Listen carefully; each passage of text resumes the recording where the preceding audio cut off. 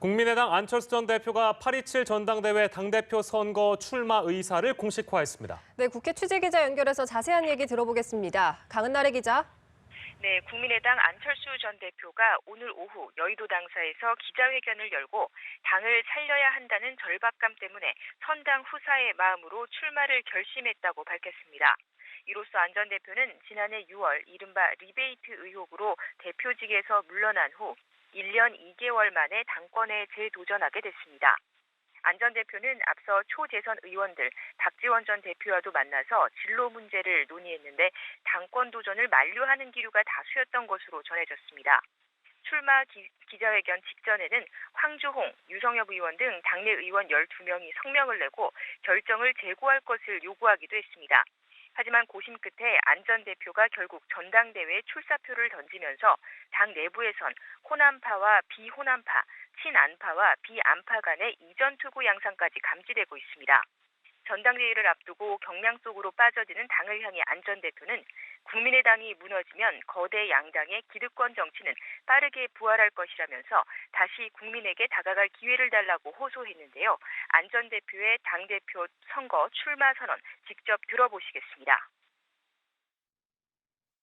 저 안철수, 오는 8월 27일에 치러질 국민의당 전당대회 당대표 선거에 출마하기로 결심했습니다.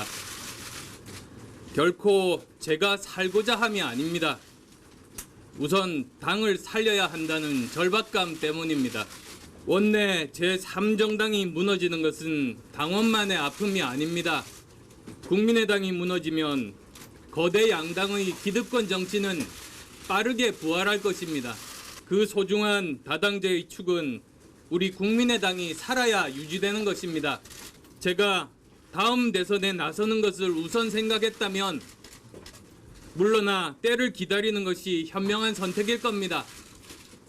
하지만 제 미래보다 당의 생존이 더 중요합니다. 국민을 모시는 일이라면 정부 여당과도 주저하지 않고 협력하겠습니다.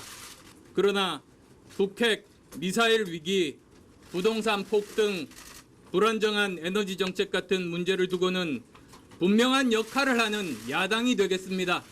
조국을 구하지 못하면 살아서 돌아오지 않겠다는 각오로 얼어붙은 두만강을 건넌 안중근 의사의 심정으로 저 안철수 당을 살리고 대한민국 정치를 살리는 길로 전진하겠습니다. 다른 얘기도 해보면 정치권에선 부자 증세와 파리 부동산 대책을 놓고 공방이 가열되고 있군요. 네, 그렇습니다. 더불어민주당 우원식 원내대표는 이제 과세 정상화를 본격화해야 한다면서 이견이 있다면 여야정 협의체 구성에 협조하고 테이블에 앉는 게 순서라고 야당을 압박했습니다. 정부는 소득세법과 법인세법 등 관련 13개 법안에 대해서 오늘부터 20일간 입법 예고 기간을 갖습니다. 관건은 여소야대의 국회 상황인데요. 야3당은 한 목소리로 부자 증세는 세금 포퓰리즘이라고 비판하고 있습니다. 자유한국당 정우택 원내대표는 세금 폭탄식, 군사작전식 증세라며 법인세 인상은 경제적 자해 행위가 될 수 있다고 경고했습니다.